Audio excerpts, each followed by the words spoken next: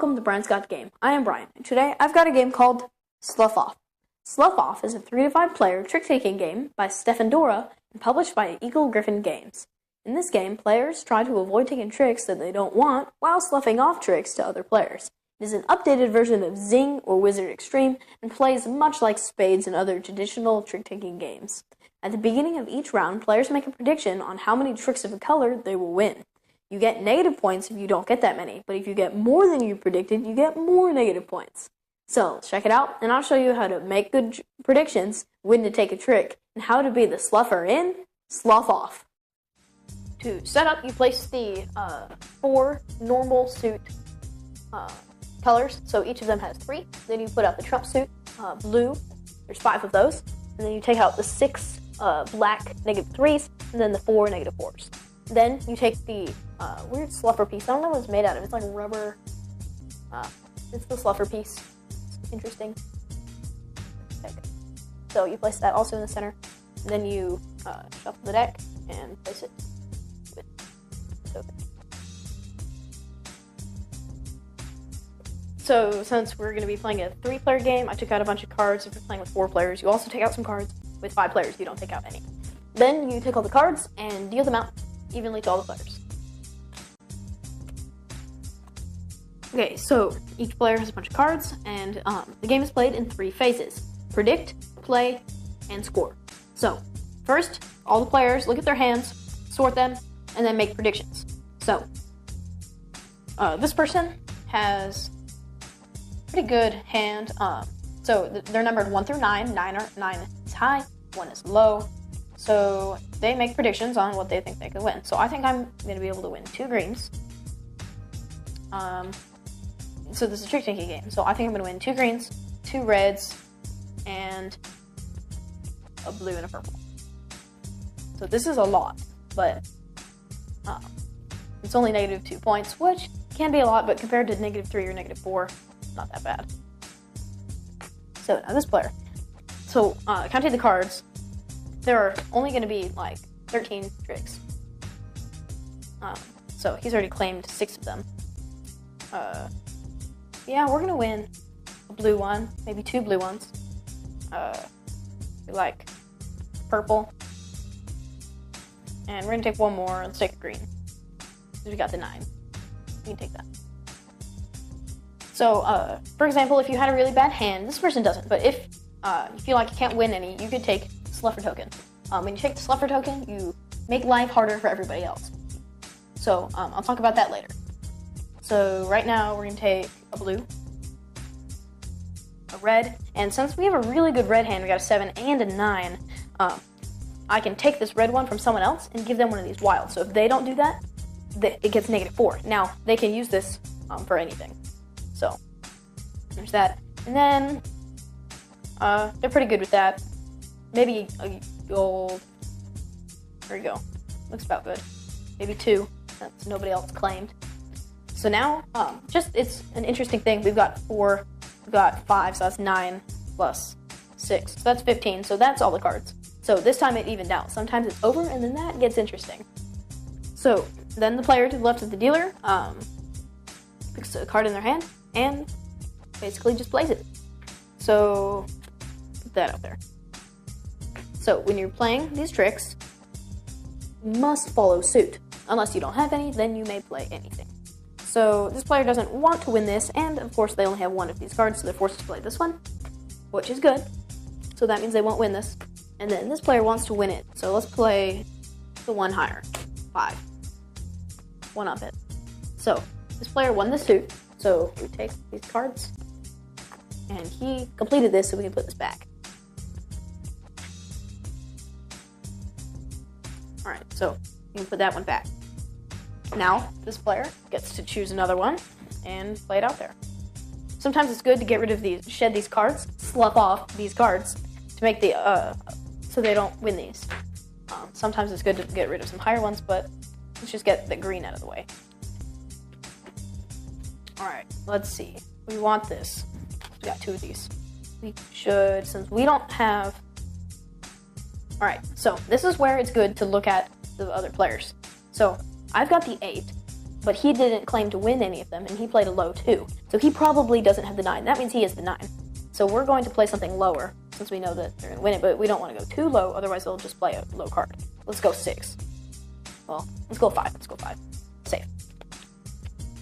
And then, of course, this player, they do have the 9, and to win this, they must play the 7.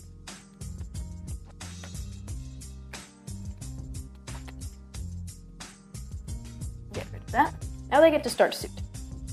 So now this player must play this. This is only purple, so now he has to play this. Alright, he doesn't have any other purple, so he must play that one.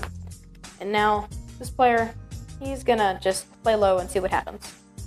So this player didn't have any other purples and was forced to play the 7. So he wins the suit, but the problem is he didn't have one of a purple. So that means instead of getting rid of negative points, he gains negative points. So sloughing off, he didn't slough off correctly. He got negative points. So play continues, playing until all of the cards in each person's hand is gone. Getting rid of your tokens until when all the cards are out, you score the points you have. So a round might look something like this. Get 0 points, -2, and -5 points. And then that's what you score. Now, let's say, what does this player not have any of? Reds. Alright. So we're playing a red round. Played us 8. So this player's winning it, because they both have these reds and they want to win them. This player does not have any reds, but also has a red, but they don't have any red cards. So they can play, since they don't have any reds, they can play this trump card, and they trump this round, and then they can either, if you win with a trump, you can either get rid of that suit that you won of, or a trump card one. You can choose, and then you get rid of one and keep the other one, or just get rid of whichever. Now, if you win a trump, if we're playing a trump round with trump cards out here, then we just get rid of the blue trump ones. So the play continues until at the end of each round you know the score, and then you play as many rounds as there are players, and then the person with the least negative points wins. So, taking the Sluffer token. When you take the Sluffer token, it is the only way to not get negative points for that round. Now, you can, but you try not to. So, when you are the Sluffer, you automatically, so as soon as you take it, this is worth -4 points. Then, during the round, you're trying to make it so the other people win tricks that they don't have, so they get these black tokens.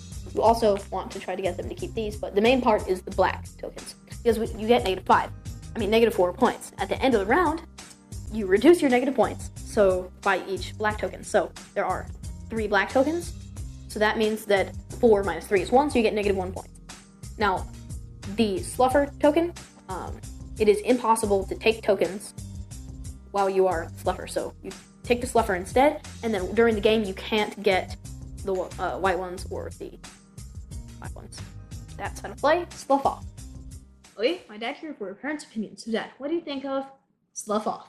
I like Sluff Off. I love trick-taking games. That's probably one of my very favorite type of games. Sluff Off was kind of like Spades, where you bid, like you kind of make a prediction. Yeah, I thought it was like a more specific version of Spades. Like you're saying it's kind of like saying what suit of yeah, because in Spades you just say I'm going to take 4. But this one is I'm going to take 4 red ones, or 2 red ones, right? And 2 blue ones. Yeah. So I really liked it. I thought it was kind of maybe more of like a gamer's version of a trick-taking game, just because it was a little bit more specific to which tricks you're going to take. And then being the Sluffer is kind of cool too, because you don't get negative. Well, I guess you could get -4 if you don't do anything, but that's the only way you can not get. Well, that's not true either, because you could get rid of all of your tokens and just get 0. Yeah. So there's a lot going on in this game. Sluff Off is pretty cool. It is. So components. You've got nice cards. Yeah, and I think they have a finish. Yeah, they have a nice finish. linen finish on them. And the box is nice. It's got tabs. Pull it open. A lot of little card games. Yeah, Gryphon has an egg series, so all of the games, I think there's like 12 of them now, are the same size box. So they fit nice on your shelf right there. Eagle egg games. Yeah, it was a little bit, flimsy. There are other, the box itself. But I think they did a good job with the cards and the tokens. And the tokens, and then the weird sluffer piece. The sluffer piece is it's interesting. It's like two little chickens on a little rubber. Yeah. Piece of grass. Yes. A rubber piece of grass. Yeah.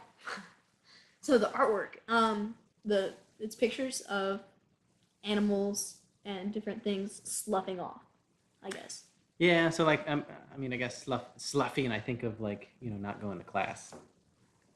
Not going to class is sloughing. So there was a picture of somebody leaving school, dropping their backpack or whatever. Yeah. There's like a snake shedding its skin. So there's kind of that theme to it.